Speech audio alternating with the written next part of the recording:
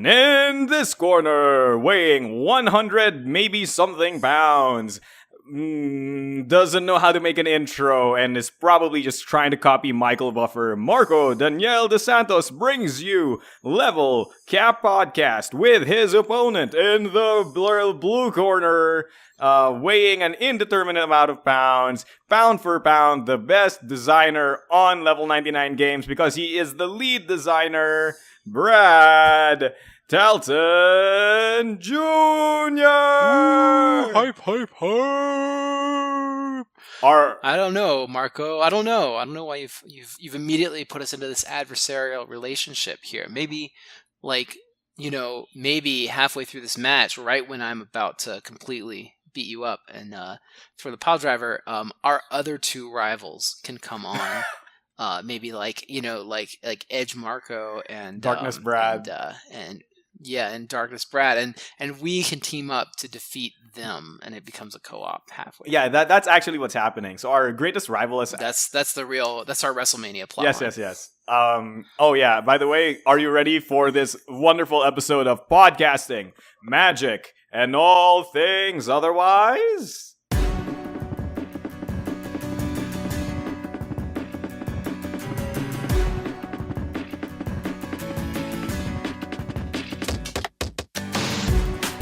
Yeah, let's get into it. Yeah, so welcome, Brad. I am so happy to have both of us back. We are not adversarial. We're actually good friends, good boys, good friend boys. And this is a little different than the normal podcast, even because today the table is on the other foot.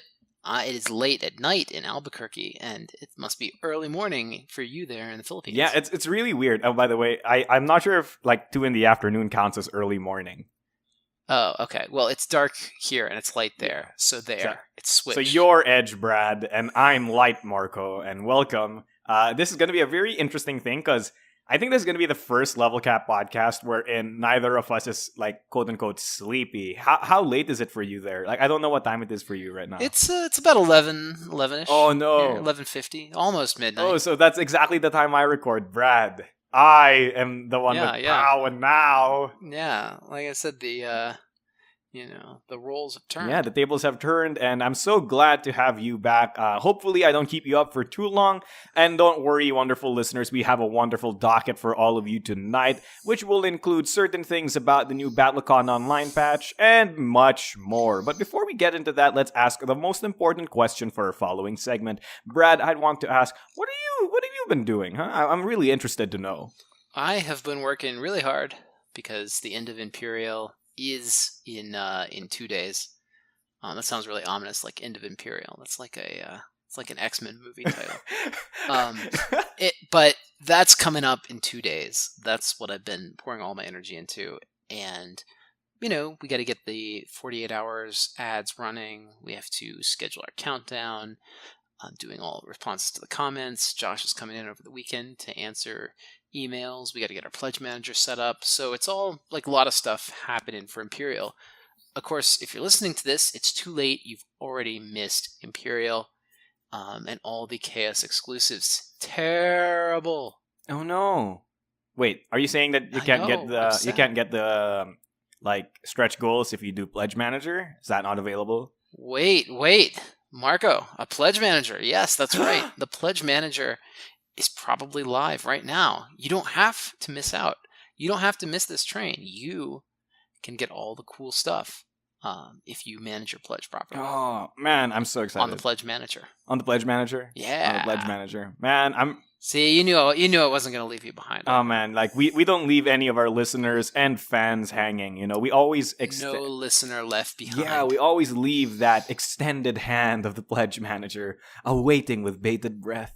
Yes. It's like the pledge manager is on the station running after the train, and the train reaches out and grabs the pledge manager, who's also grabbing all the people behind it in a giant people train and drags them along the tracks to the destination where there are giant piles of board games. Anyway. It's beautiful. My analogy breaks down as usual, but it's no big deal. Yeah, I mean, hey, Brad, look, that if there's any staple to this Level Cap podcast outside of us talking about Dark Souls, us talking about otherwise, it's the fact that all of our metaphors and similes tend to break down after 3 sentences. Yeah, everything breaks down when you take it too far, and we take it too far. Yeah, at some point we've taken it too far. I guess that's your shonen power, right? Oh, that's another meme.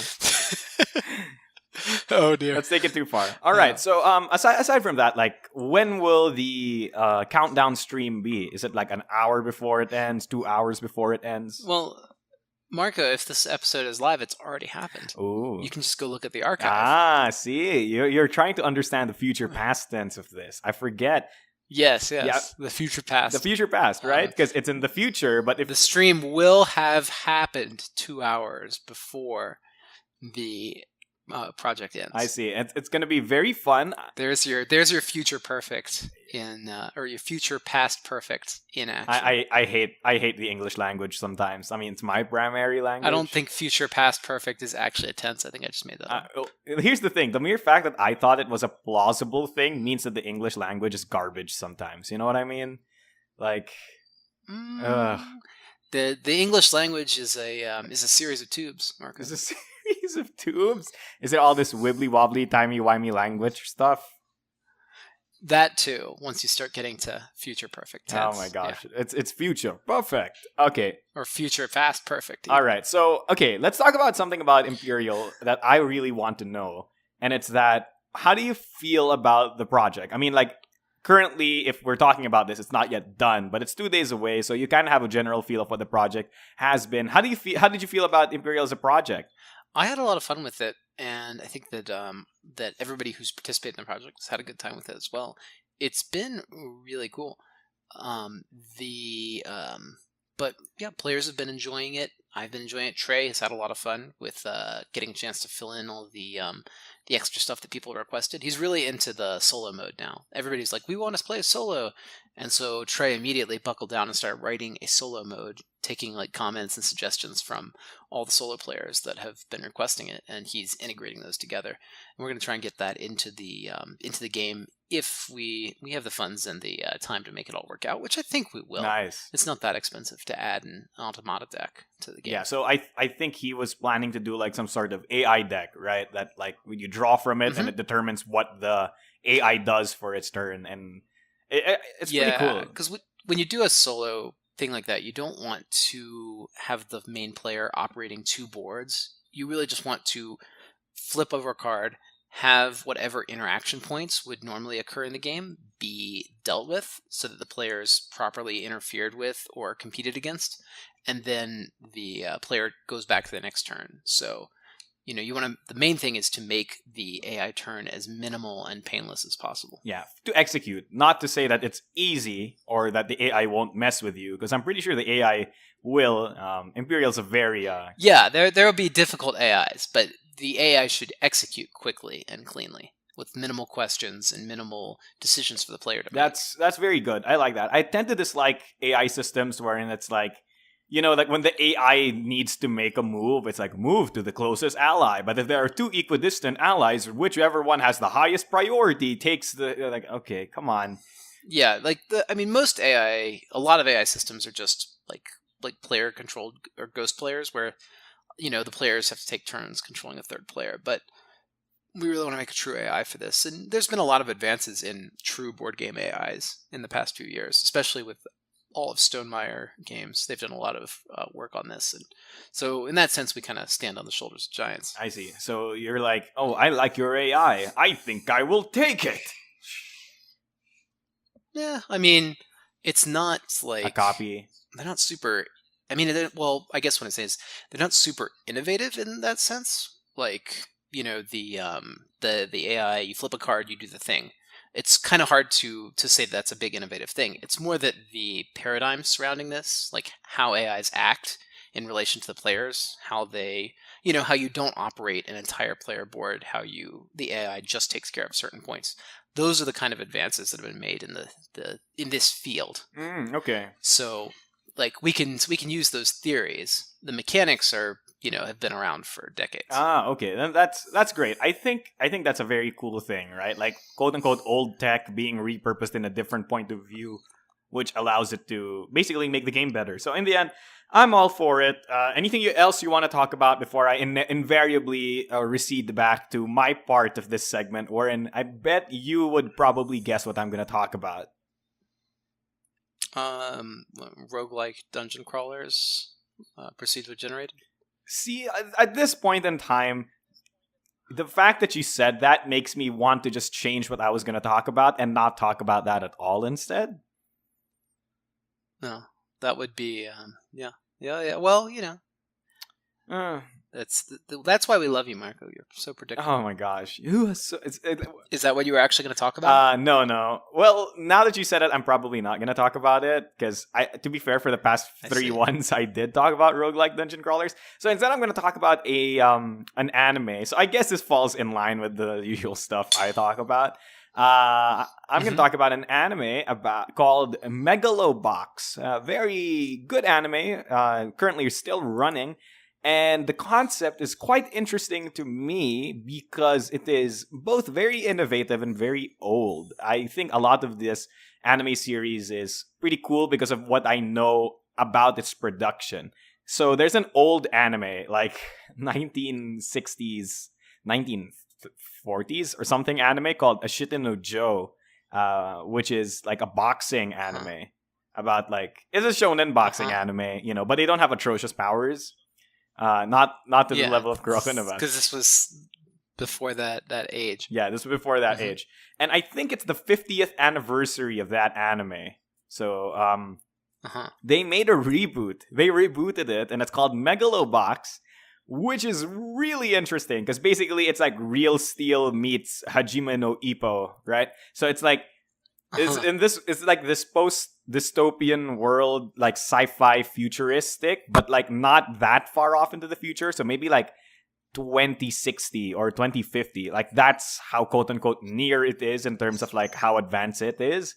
But the cool thing is that boxing has evolved because there are now these like they call them cyborgs. No, people still fight. It's just that they're all augmented with these like rigs of like with cybernetics. Yeah, with like exoskeletal mech armor called gear. So basically, okay, so it's not like actually integrated. It's like they wear an exosuit. Yeah, it's like an exosuit. But the thing is, like, the main gimmick here is that the supposedly champion boxer has an integrated suit. So he's basically a cyborg. Like, it connects into his central nervous system.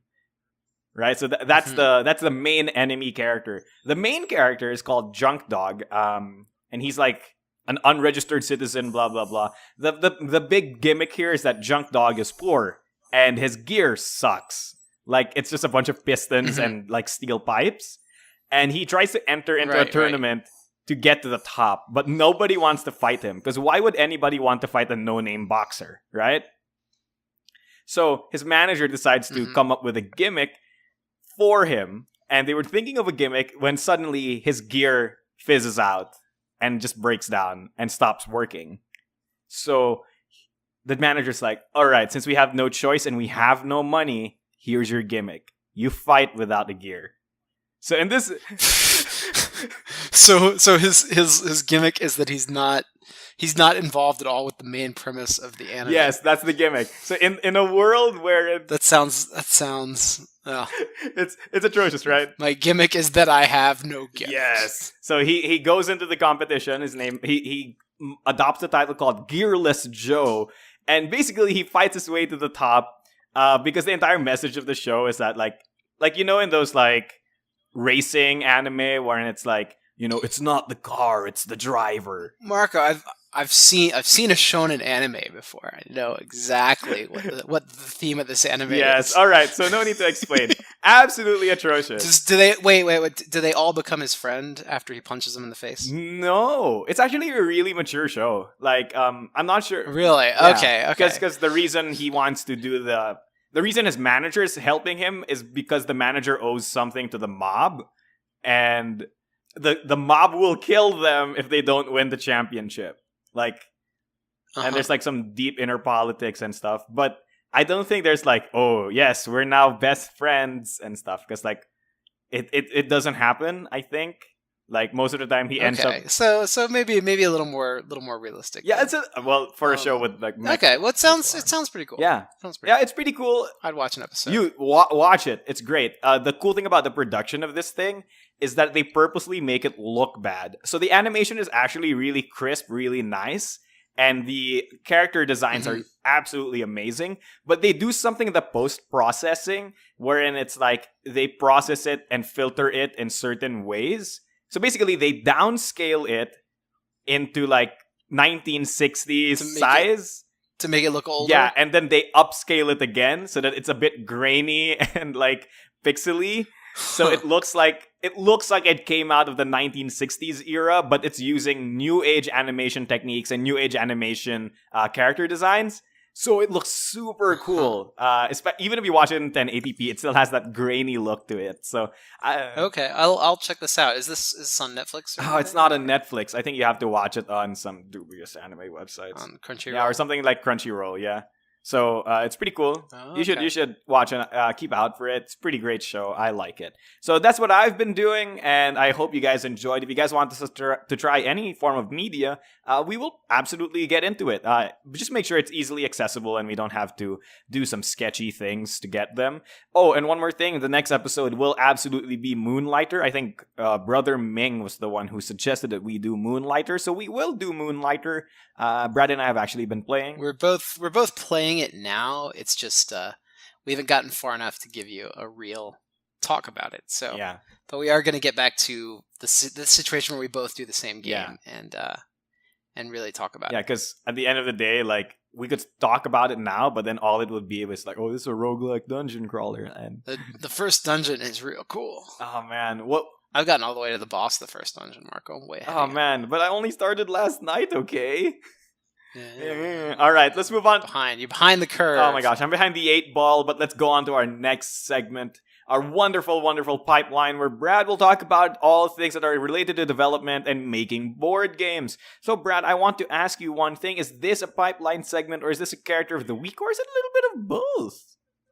Well, Marco, the truth of it is that it may be a little bit of neither, because what I've really been doing a lot of is posting ads and paying bills and preparing for conventions and working on secret projects, which I can't actually tell you about. Okay. I guess I can pipeline a little bit about licensed projects. Because, I always take the opportunity to complain about licensed projects whenever I can. Okay, so let's complain. So, all right. Well, so when you license a project, artwork is a major pain. Oh, okay. Often, you have to use specific pieces of artwork that are granted to you by the licensor.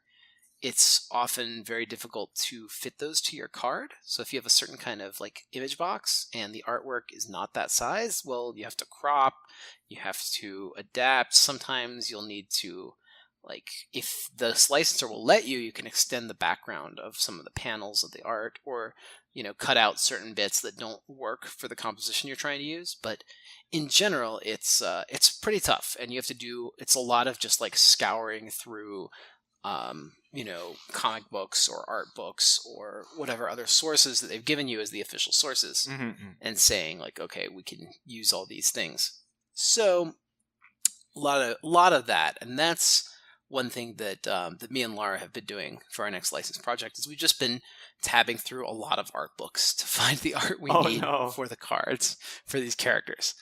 And anyway, even a series that is a very large series that has a lot of artwork behind it, it can be difficult to find the right artwork for the card. For the card that you're making. So take, for example, like a fighting game character. Right. Okay, let me think of one from the top of my head. Apros and nothing. Let's talk like Ragna. Right? All right. So like Ragna in BlazBlue, he has this turn kick, like his forward medium kick, and this is a really important move for his playstyle, right? Mm-hmm. And so you'd like to have a move like that in the game, right? Mm-hmm. But if you go and look at art of Ragna, it's just all death spikes and blood scythes and those kind of moves. Like they never do any of the normals or the command normals as as artworks. Yeah. So it's really difficult from a designer perspective to capture the spirit of the character's gameplay, because you either have to draw all this art yourself, which is often not allowed, or has to go directly through the studio, or has to go through specific artists that are authorized to draw it, Mm-hmm. or you have to make a Ragna that is all special moves, all The time. Those moves. Yeah, it's all giant darkness energy moves all the time. So it can be a little bit tough. Now imagine if you have a character, say like Kokonoe, right, in BlazBlue, who actually can fight, but in all of the extended lore, never does anything except look at a computer and eat a lollipop, right? Nice. Like a character like that could be really difficult to build a moveset for. No, that's pretty easy. So one of her cards is hack. The other one is eat lollipop. Sure, but that doesn't mirror at all her actual fighting gameplay in BlazBlue. Yeah, it's true. Which is what you're actually trying to capture in this game. So I guess like the real question I have is that based on some of the licensed projects that we've already done, mostly Exceed, because for BattleCon it's like one character artist for every card, right? So like for Exceed, has Red Horizon been like that? Like, which character has been the toughest to design for, in the sense that you had to compromise some of your gameplay aspects of the character because there was no art for it? That's tough. So Ava was pretty tough because Ava didn't have. You notice that some of Ava's attacks are just blocks; they're not actual attacks. Yeah, that's because she only had that many attack arts that we used. Like the attack arts we used were all she had. Alice was another really tough one, who only had a few attacks and a lot. So some of her, like in UFS, they have foundations, which are like the character's background. Oh yeah. I played some UFS. We had to work in a couple of those. Yeah, so those had to become some of their attacks. Is one of them the eye in this game? Is one of them the eye? Yeah, like the soul eye is like an item that she gets, but so we actually made an attack in Red Horizon because we needed that extra art. Wow, I never knew. Yeah. So, and there were a few times we got more arts for the characters later on, and there were a couple arts they were willing to draw for us. But that was really nice because Jasco's like kind of our neighbor. They're in Las Vegas. Oh, really? Which is about like a short flight away from us, and we see them pretty often. They were willing to do a few arts for us, but when you're working with like a big license company, they often will not be willing to do new art. So like they're like, look, Nintendo's like, no. Well, maybe not Nintendo, but especially like anime companies where art is like everything. They're like, look, this is the anime. This is the art you get. You can't use anything outside of the anime. Wow. So, and with Japan, things can get even more troublesome because the artist may own the character design and not the company who controls the character. So it'd be like if, like Walt Disney owns Mickey Mouse, and you go to Disney and you're like, hey, I need to like use Mickey Mouse in my game. And they're like, sure, but you actually also, like, we actually can't sell you Mickey Mouse because Walt Disney owns Mickey Mouse, not the Disney company. And you're like, what? Why did you guys not work this out in advance? Thankfully in America, we have worked all that out in advance. Yeah. With what we call like work for hire. When you design a character for a company, the company owns the character and not you. Yeah. But in Japan, that's not how copyright works. And so if you wanted to use a character, like especially some of the characters, take like, I think Street Fighter, like Q, I don't believe is owned by Capcom in the same way that the other characters are. Really? That's what I've heard. That explains so much. I'd have to do a lot of research on this, but I think that's why he doesn't appear in a lot of games, because they have to get special permission every time he shows up in anything. Man, and I think that might be like why in the newest Street Fighter 5, right? They're releasing a bunch of new characters. There's a character who like seems awfully a lot like Q, but is not Q, and people are wondering if it is Q. So like that might explain it. Wow. I don't know. That's the rumor I've heard, and a quick Wikipedia search will prove me right or wrong. So I probably shouldn't have said that on the podcast. But anyway, it's neither here nor there. licensing, troublesome work, and a bit tedious when you have to go through all those frames. Imagine if you were licensing like an anime, say, and this anime had like a lot of episodes, say like, usually a season's 24 episodes. If it was like a 2-season anime, it'd be 48 episodes. And each of those episodes has like, say like 10 gigabytes of screen caps, right? Yeah. And so you got to download 480 gigabytes from the internet and then tab through all the screen caps. Can you imagine? That would be real tedious work. Oh man, I can only imagine. Atrocious. Yeah. Like Atrocious. the worst that I've had to do is look through like entire card sets of BattleCon, and that's still a lot of work. So I imagine like, what if it's just like over 200 something pictures per episode? So that's 24 times 200. I can't imagine. I'd die. It's a lot of work, but it actually kind of reminds me of my childhood. When I was a young game designer in high school, I built a CCG based on some of my favorite animes. Yeah, super nerd, I know. Oh man, I love it. Anyway, I made this CCG, and I would, go through the animes, and I would take screen caps of the different characters and attacks and items and etc. And I would use those on my cards. And so I can remember sitting there watching anime and just like every few seconds I'd like stop, screen cap, continue on. And then I'd go back through all those caps and I'd say, okay, this could be a card that could... Oh. And yeah, and I'd make all those different cards. Oh wow. So okay, so one more thing that I want to ask before we end your segment is, when you're designing characters, is it usually you get the art, then you make the card, or you make the card, then you get the art? that depends a lot. I mean, for licensed games. With a license. For licensed games. With a licensed game, it's a little of both. You kind of have a general idea of what the character's going to do. You don't necessarily know what the art assets are going to be, and sometimes you do.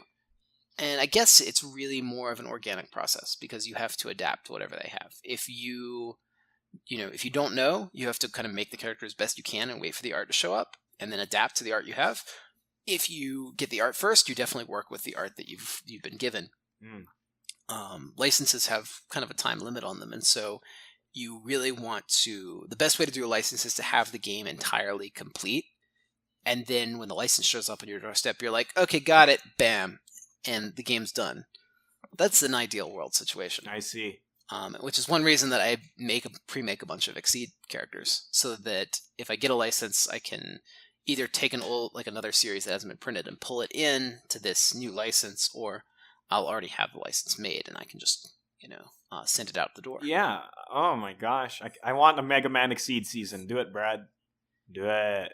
Yeah. Well, we'll see. I mean, that's something that we certainly could do through Jasco, the same way that we did Mega Man Pixel Tactics. Which is a great game, by the way. Love Mega Man Pixel Tactics. Dr. Wily's still the coolest leader, but not the strongest one. All right. It's pretty strong. Yeah. I mean, getting 9 units out early, pretty strong. All right. So that pretty much does it for Brad's segment. If you guys want Brad to talk about a specific thing, or maybe want us to do something else about another game, please tell us in the comment section down below. We will now move on to my segment, also known as 99 Questions, where we take your licensed questions, outsource it to Japan, and then bring you back hot, fresh Japanese answers that we then translate via Google Translate so that you get satisfied. In this episode, we're going to be asking a few questions to Brad. And Brad, are you ready to accept these questions and give some answers? I am ready. All right. Ready? Go! Which character in BCO has the most fitting voice, in your opinion? そうですね。美少の中で一番好きな声優は多分、カレンと思う。Karenはいいよ。Oh my gosh. Okay. I almost forgot that you could actually speak Japanese.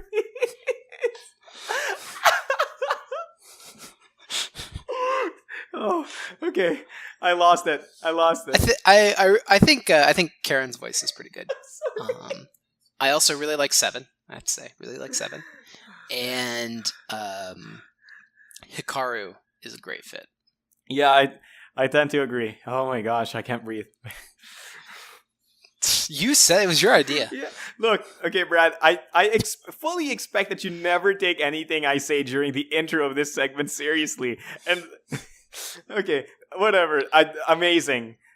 Amazing. I'm so impressed. Man, I haven't actually heard you speak like full on Japanese. This is like the first time.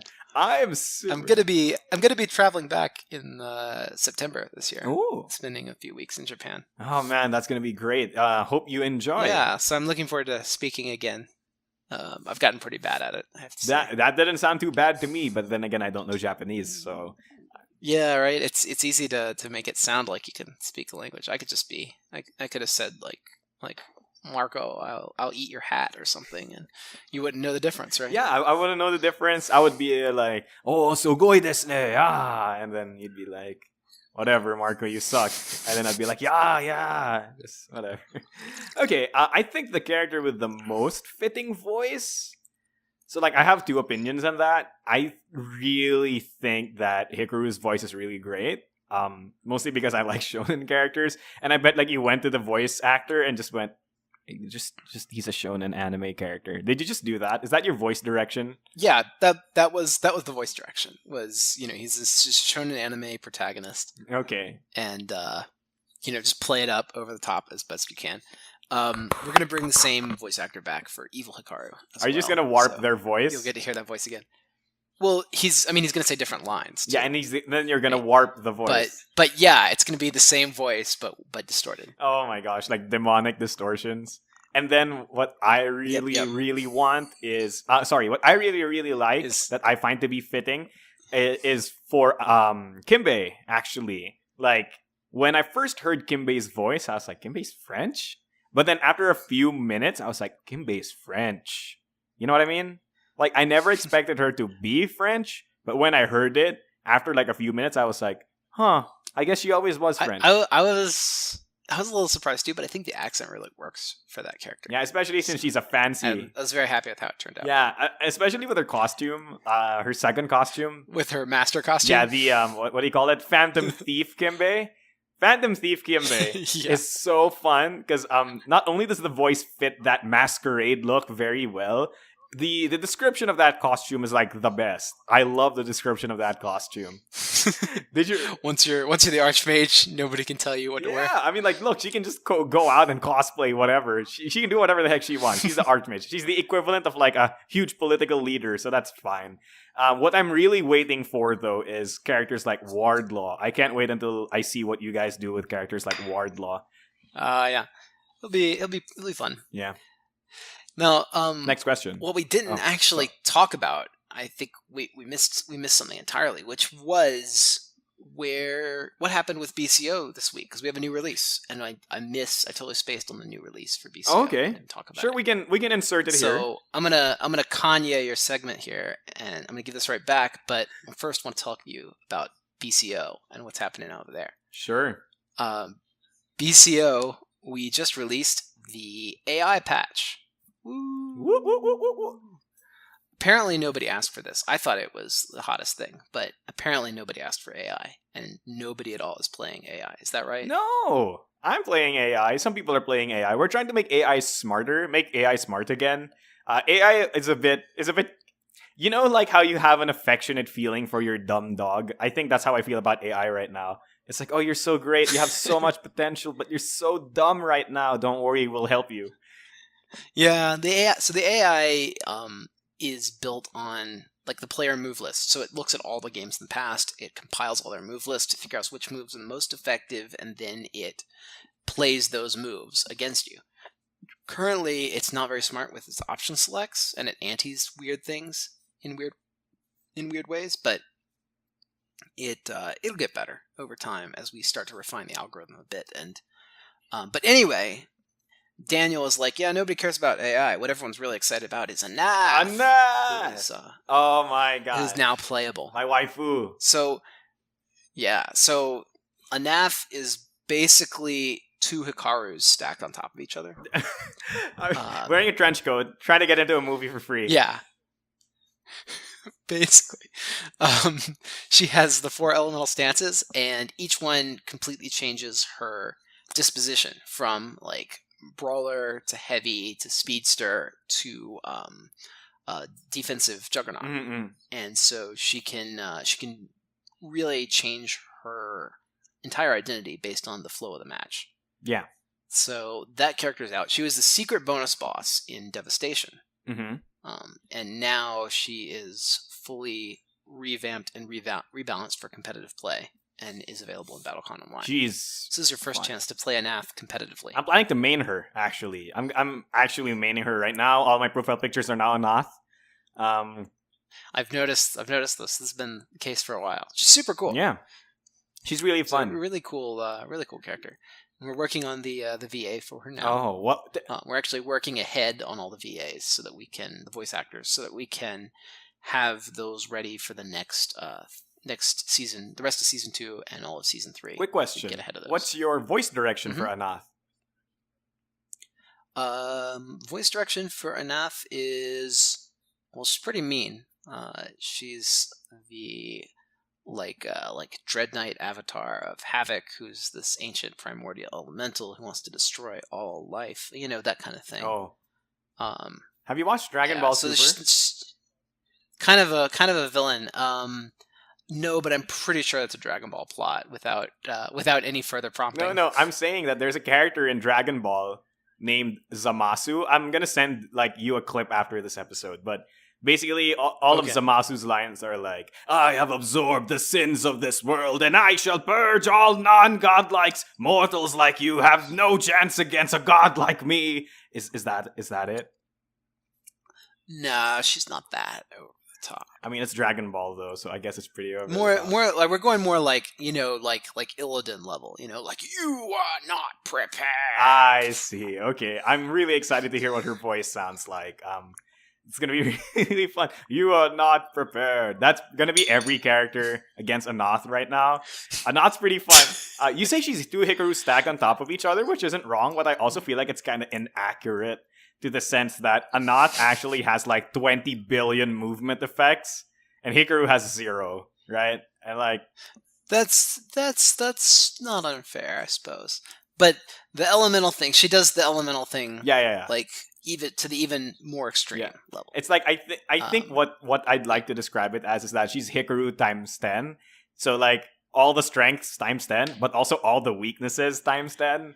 So Hikaru has a problem with fighting at range, but then Anath has a problem with fighting at most ranges. She has a very specific range set, and it's not melee. That's the cool thing about Anath, I think. Well, she is a spear fighter, yeah, and one of the 2 spear fighters in the game, so it makes sense that that range 1 is not her optimal range. Much like the characters like Lixis, Vanna, Sagas, characters that use long weapons tend to favor the 2 to 3 range. Yeah, much like Anath. But I think that the point here is that Anath doesn't even favor range 2, right? That's the crazy thing about it, is that I think she favors range 6 or 5 or 3. I think 3 to 4 is probably her preferred range. Yeah, that seems to be the most optimal. I mean, if you own a range 6 move, it probably beats everything because only a couple characters own range 6 moves. But but really, she could fight pretty competently at 3 and 4 and at 2. Not as good as 3, but certainly. Anyway, the point is, this is a range fighter. She's a great character. I love her. Play her. Yeah. Play her, everyone. She's great. But don't play against her AI because it's extra dumb. Oh my gosh. I of course, because it doesn't know any moves yet. Yeah, because we just released it, and so it doesn't have any games to track from. Oh my gosh. Oh, by the way, I played against the Cadenza AI on the official YouTube channel and posted that. So I was using Anath against the Cadenza AI, and I felt so affectionate towards this Cadenza AI because it was playing good attacks. It's just that it kept playing the good attacks. You know what I mean? It was not subtle. Yeah, it was not subtle. I made a joke something along the lines of after 7 beats of playing the game, I noticed that the AI was just continuously playing in this specific sequence. He'd play an hydraulic attack, he'd play clockwork, and then he'd play battery in some combination of those 3 styles. And then I noticed that after 7 beats, and I was like, it's just playing hydraulic, clockwork, and battery. much like most Cadenza players. So I guess the AI is working. like clockwork, Like right? clockwork, absolutely. Wonderful, wonderful. I like that game. Pretty interesting. The AI needs some work, but I feel like it has a lot of potential because I think one thing that we are basically agreed on is that the AI knows good moves. It just doesn't know what makes those moves good. You know what I mean? Like, it does something like Yeah. battery strike, but like the opponent is not even cornered. So like battery strike's a good pair, but only in specific situations. And I feel like Yeah. it doesn't understand Much- contexts yet. No, well, much like the automatas that we were talking about earlier in board games, the AI is trying to come up with a good result without doing all the background work that a human does, Mhm. and so by taking those shortcuts, it loses a bit of the the smarts that a human player would have and that would inform our moves. Yeah. But we'll eventually figure out ways to make those shortcuts without dropping all the data in the middle. Yeah. But anyway, let's get back to our questions. We segued quite a bit there. All right. So, next question. Which character theme in BCO is the best? Are we going to fight about this, Brad? Are we going to end up not being friends? What? No. I think it's hard for me to judge that. To judge which one's the best. I really like the latest ones. Like the Evil Hikaru is going to have a really cool one. Anath has a really You cool one. can't do that, Brad. You can't just say, "Oh, I like this theme that nobody can hear yet." Okay, well, Anath has a pretty cool one. Yeah, I like Anath's one. But I also really like some of the older ones, like Seraphina's was written a long time ago, and that'll be coming out with her. Again, a character theme we can't listen to. Yeah, right yeah, now. a character that you can't listen to, right?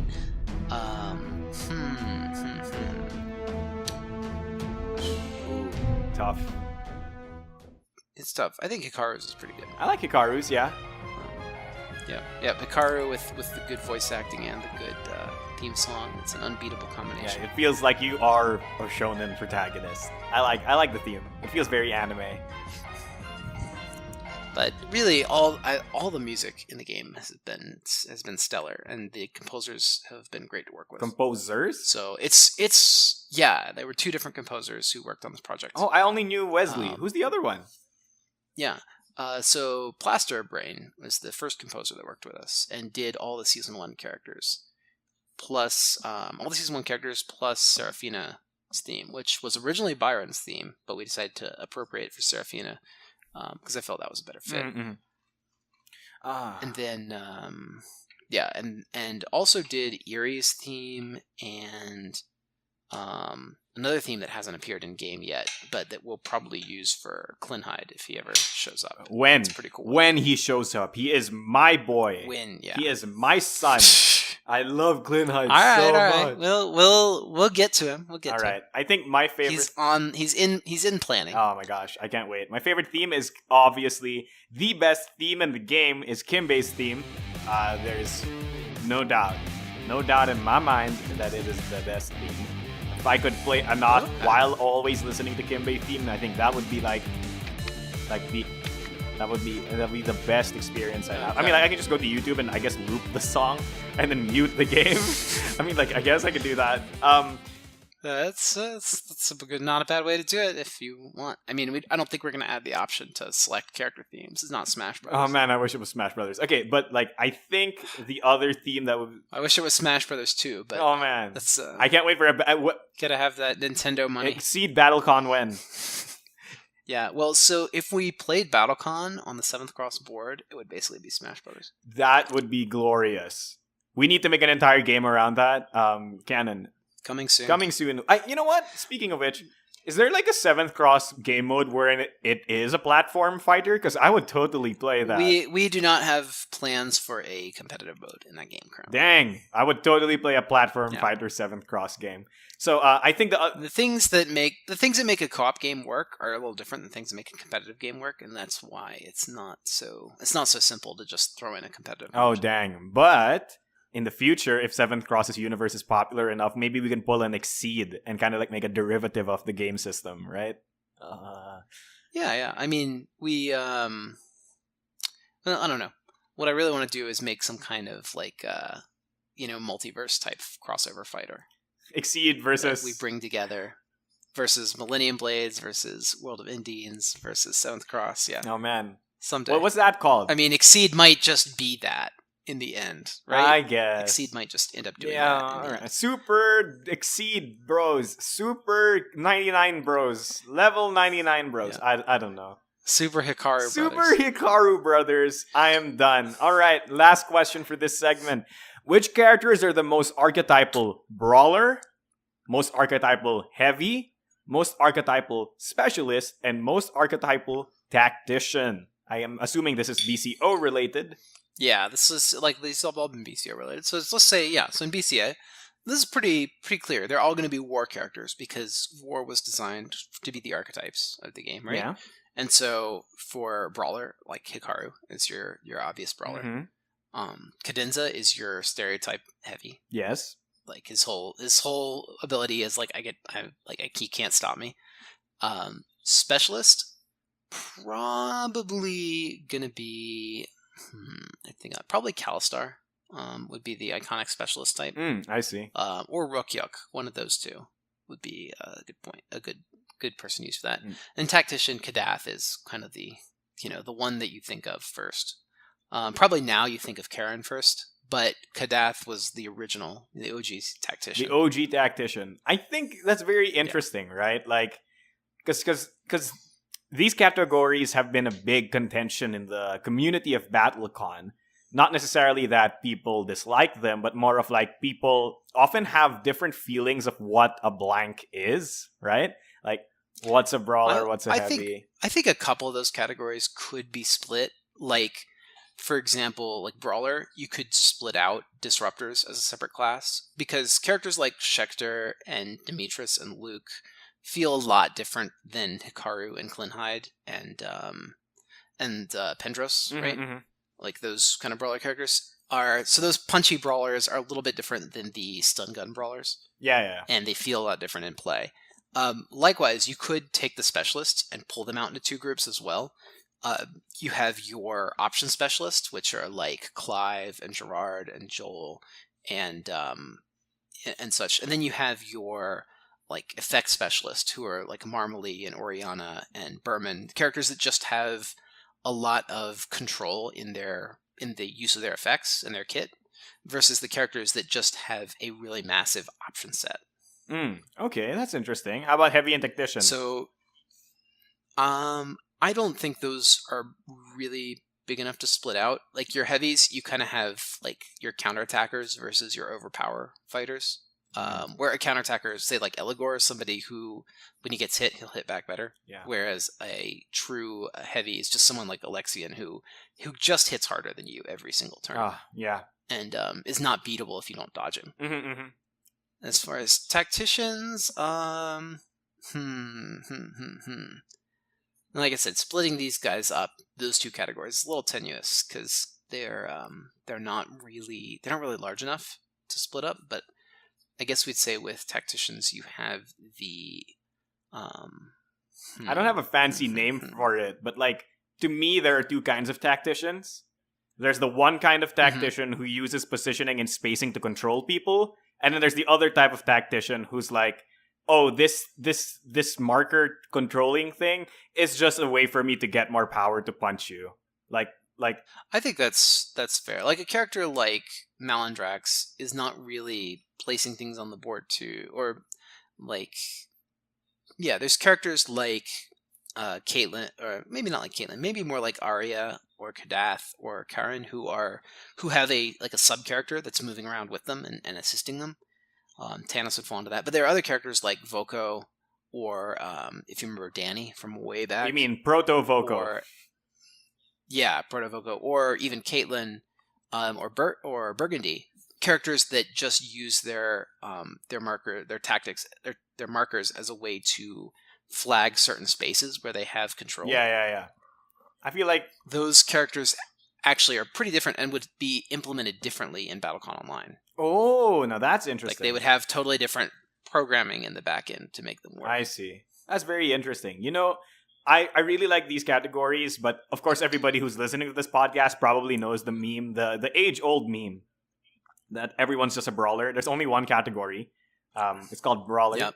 No, but really, this is a really interesting thing because in the community, most of what we basically say is this. In this order, if you want to classify a character, just go in this order. Do they have a weird gimmick that wherein it kind of defines their entire playstyle? If yes, you're a specialist. If no, move to the next one. Does your character make use of positioning to the point wherein it is crucial to their gameplay, oftentimes with the use of a marker? If yes, you're a tactician. If no, move to the next one. Does your character have absurd stats to the point they're broken, or are they extremely slow and lunky? If so, you're heavy. Otherwise, you're a brawler. No, you can just walk down the tree. Yeah, it's a tree. So it's very clean. Yeah, it's very clean. It's like a flowchart. Yeah, flowchart battlecon. Flowchart battlecon, which is technically what any game is, right? Any game is just us doing flowcharts. So I'd like to see more of those like character flowcharts for battlecon. I really enjoy reading like some of the flowcharts people have posted. Oh man, I should make real flowcharts, but at the same time, I want to make meme flowcharts. No, you want to make meme flowcharts. Real flowcharts are a waste of time. Meme flowcharts are the future. Yeah, meme flowcharts. It's like cadenza, clockwork shot, clockwork shot. Like, can I clockwork shot? No. So, what do you do next? Give up. Wait 2 beats. Give up. Because I just imagine cadenza has a tree. Like, there's a decision box at the start. Can you clockwork shot? And then if it's yes, it just says play clockwork shot. If it's no, there's an entire 10 meters deep tree that tells you what you should do. But if you can do clockwork shot, yeah, it just says clockwork it's shot. just that's your whole decision tree. Yep. One level deep. Oh my gosh. It's a binary tree. It's a binary tree. Oh my gosh, programming jokes. All right, that pretty much does it for a 99 question segment. We hope we enhanced your knowledge with our fresh off the boat Japanese answers. And we'd like to thank you, but as sad as I am to say, we have to end this episode of the Level Cap podcast because we have lives, you have lives, and Apple iTunes will only probably really accept us if we don't do 12-hour episodes. Can you do a 12-hour podcast, Brad? Have you ever tried? I think you actually can. But at that point, you probably should just be doing audiobooks. Oh, that's true, right? Yeah, okay. I think we need to read more. We need to read more fan fiction.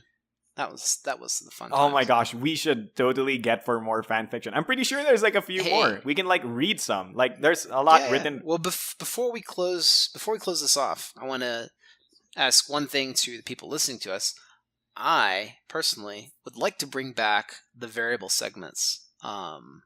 I'd like to cut one of the middle segments, or just save 10 minutes somewhere and do some of our old game show gimmicky type segments again. Yeah, I would too. So I'd like to know what you think, Marco. I'd be okay with it if our fans are okay with it. I think a big reason as to why we stopped is because people were not telling us what segments we should do. So if you tell us in the comment section if you want us to do a variable segment, we absolutely will. Revive an old one, suggest a new segment, we will find a segment for you. Just tell us in the comment section down below, or ping me on Discord, I guess, if you're from Discord.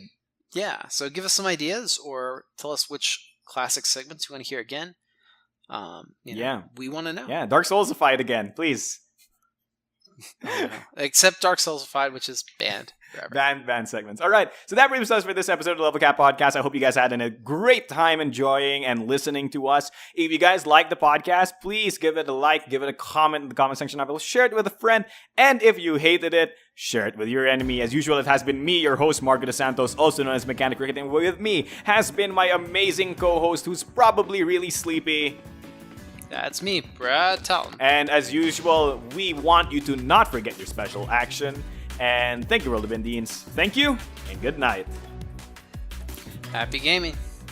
Or otherwise. Dun, dun, dun.